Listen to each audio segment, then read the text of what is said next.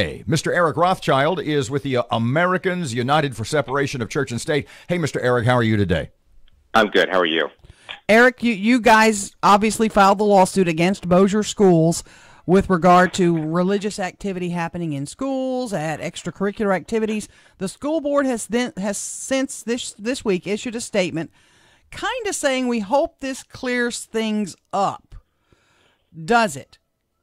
Well, the statement itself certainly doesn't clear anything up. It doesn't specify any changes at all.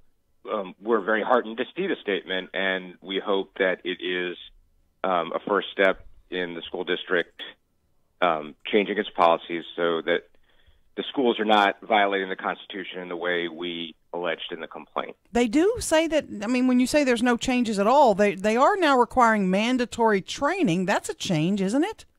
Well, we don't know what that training entails, what they are training faculty to do. Again, I'm hopeful. What would you like to see them do?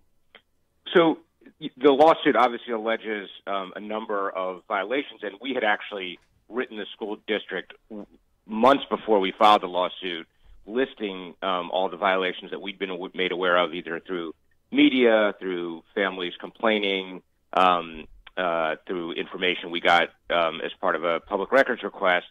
And, you know, that includes prayer and graduation, both at the high school level and at the elementary school, events that are taking place in churches, prayer over the loudspeaker at football games, and then many other activities that are led by faculty, some regular, some, you know, unique to a particular faculty member. So we're looking for all of that to stop.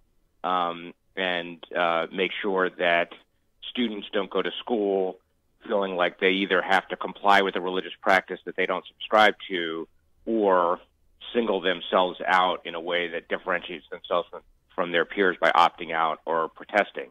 So there's a lot here. We don't know from the statement what to expect from the school board yet, but I, take them at their word that they are looking to change policies, and I look forward to communicating with them about what they plan to do. Mr. Eric, a little information on how your organization works Sure. Are the cases you take, is it 100% people coming to you? Do you guys kind of troll the internet and the news for information? How exactly do the cases that come to you come to you? I can tell you that in this lawsuit against Bossier, everybody who we are representing in this case came to us. We didn't know them, and they didn't know each other until they reached out to us and said, my kids are going to school here. They feel really uncomfortable about what's going on. They're being subjected to this religious practice or that religious practice, and we agreed to represent them. So in a year, for example, how many people come to you do you actually turn away? In other words, folks come to you, do you look at their situation and say, no, we can't help you here. The municipality, the school, whoever it happens to be, they are doing things within the letter of the law. About what percentage are okay when they come to you? I couldn't. We receive communications every day, dozens every day. As you can imagine, not everybody understands what is legally required and what's not. So sometimes we tell, and obviously our representations go well beyond the school setting, but we often tell people who write in, well, actually what the government is doing here or the school is doing here is compliant. Sometimes we hear from, for example, parents who are upset about something that's going on in their school district and they're actually legally correct about it, but they're not willing to sue. Sometimes we hear from people who observe something going on in their government or in a school, but they don't actually have the right to sue. So, for example, a family in Bossier who didn't have any kids in the school district wouldn't have the same legal standing to sue as the clients we're representing.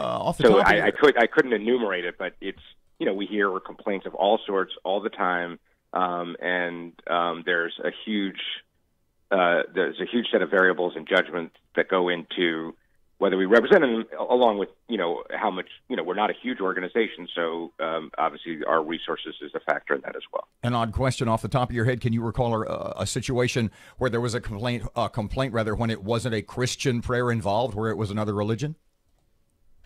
Sure, we've had instances where other activities are going on. Sure, obviously we live in a country that's majority Christian, so when there is a regular practice in schools, it's more often, probably significantly more often than that it's Christian than not, but it's not exclusive. Do you have regular discussions with Bossier Schools attorneys as to the status of the legal case? What is the legal status now? Is there a court date pending? So we have filed our complaint, and the school district now has a few weeks to answer that complaint, and they admit what they think is accurate in our allegations, deny what they think is not accurate, and then the case would take up from there with document requests and depositions of school faculty and officials. We have been in contact with counsel for the school district. He did let us know that the school board had met in executive session, that they were evaluating policy changes along the lines as was described in the statement. I don't know more from him about what they mean by that than you can see in the record of this, in the statement itself. Would it be fair or unfair to say that you and Bossier Parish are negotiating? I think that's it would be premature to go that far, but we have an open line of communication, and we are open to hearing what changes they propose to make. But this is not meant as a criticism at all. It's just right now not very specific at all. It may get that way, so I in no way want to suggest that they're doing anything but acting in good faith here, and that we'll have very productive discussions. It's just nothing has occurred that is concrete or specific any more than you can see in the statement that we've all read. Eric Rothschild with the Americans United for Separation of Church and State. Thanks so much for your time this morning.